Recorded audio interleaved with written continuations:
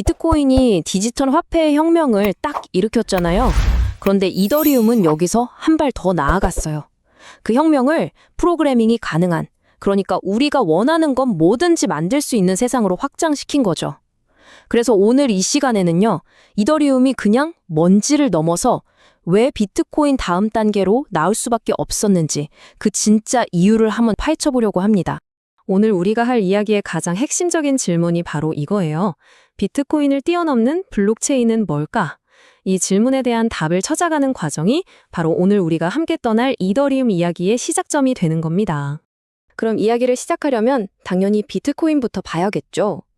비트코인은요, 그냥 새로운 돈이 뿅 하고 나타난 게 아니에요. 이건 화폐 시스템 자체를 뒤흔든 혁신이었어요. 생각해보세요. 어떤 중앙은행이나 정부 없이도 돌아가는 디지털 자산이라니. 정말 대단한 거였죠. 비트코인의 핵심 원리를 이해하려면 상태 전환 시스템이란 말을 알아야 하는데요. 이름만 들으면 되게 어려워 보이죠? 근데 전혀 아니에요. 그냥 은행 장부 생각하시면 됩니다. 상태라는 건 지금 누가 얼마를 가졌는지 적어놓은 목록이고요. 거래가 한번 일어나면 이 목록이 업데이트 되잖아요. 그럼 새로운 상태가 되는 거죠. 정말 간단하죠? 이게 어떻게 돌아가는지 한번 볼까요?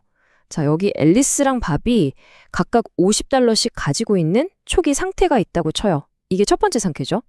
근데 앨리스가 밥한테 $20를 보내는 거래를 일으킵니다. 그러면 시스템이 이 거래를 적용해서, 즉 어플라이해서 새로운 상태를 만들어요. 그럼 어떻게 될까요? 그쵸? 앨리스는 $30, 밥은 $70가 되겠죠. 이게 바로 새로운 상태가 되는 겁니다. 비트코인의 모든 거래가 사실 이 단순한 원리로 돌아가는 거예요. 보셨다시피 비트코인은 이 탈중앙화된 돈이라는 딱 한 가지 목적에 있어서는 진짜 혁명적이었어요. 누구도 부정할 수 없죠. 하지만 바로 그 점, 딱 한 가지 목적에만 너무 최적화되어 있다는 게 비트코인의 엄청난 가능성이자 동시에 명확한 한계점이 되고 맙니다. 이제부터 이야기가 흥미진진해집니다. 개발자들이 이 블록체인 기술? 그냥 돈 주고 받는 데만 쓰기엔 너무 아까운데? 하면서 뭔가 다른 걸 만들어 보려고 시도하기 시작한 거예요. 그런데 생각처럼 쉽지가 않았습니다. 바로 비트코인의 한계에 쾅 부딪히게 된 거죠. 문제의 원흉은 바로 비트코인의 스크립트 언어였어요. 이게 뭐냐면 거래가 유효한지 아닌지 딱 검사하는 정도의 역할은 충분히 잘 해냈거든요. 근데 이걸로 뭔가 좀 더 복잡하고 재미있는 애플리케이션을 만들려고 하니까 이게 발목을 잡는 제약들이 너무 많았던 겁니다. 결정적인 한계가 한두 개가 아니었어요. 첫째, 튜링 불완전성이라고 해서 만약 이러하면 이러해라를 반복하는 그런 복잡한 로직을 짤 수가 없었어요. 둘째, 가치 불명성. 스크립트가 자기가 처리하는 돈이 정확히 얼마인지 알 수가 없으니 복잡한 금융계약은 어림도 없었죠. 셋째, 상태의 부재. 이게 정말 중요한데 이전에 무슨 일이 있었는지 전혀 기억을 못해요. 그냥 이번 거래가 맞냐 틀리냐만 판단하는 거죠. 그러니 여러 단지에 걸친 계약 같은 건 당연히 불가능했고요. 마지막으로 블록체인 자체의 시간이나 이전 블록 정보 같은 데이터에도 접근을 못했어요. 그러니까 이걸로는 정말 딱 돈 보내고 확인하는 것, 그 이상은 하기가 너무너무 힘들었던 거죠. 정리하자면 이런 거예요. 비트코인 스크립트는 돈 거래 확인이라는 딱 하나의 목적을 위해 만들어진 아주 단순하지만 그만큼 기능이 제한된 망치 같은 도구였어요. 그런데 개발자들이 만들고 싶었던 건 집, 자동차, 우주선, 뭐든 만들 수 있는 만능 공구 세트였던 거죠. 이 둘 사이의 어마어마한 간극, 여기서 바로 새로운 블록체인에 대한 갈증이 생겨나기 시작한 겁니다. 그리고 바로 그 갈증을 해결하기 위해 혜성처럼 등장한 것이 바로 이더리움입니다. 이더리움은 비트코인이 끙끙 앓던 그 문제들을 정말 똑똑하고 우아한 방식으로 풀어냈어요. 이더리움 백서에 나오는 이 문장이 이더리움의 모든 걸 설명해줘요. 이더리움이 제공하려는 것은 계약을 만드는 데 쓸 수 있는 튜링 완전 프로그래밍 언어가 내장된 블록체인이다. 말이 좀 어렵죠? 쉽게 말해서 더 이상 기능이 제한된 계산기가 아니라 우리가 원하는 프로그램은 무엇든지 만들어서 올릴 수 있는 세계 컴퓨터를 만들겠다는 어마어마한 비전이었던 겁니다. 이 엄청난 비전을 현실로 만들기 위해서 이더리움은 아예 판을 새로 짰어요. 구조부터 바꾼 거죠.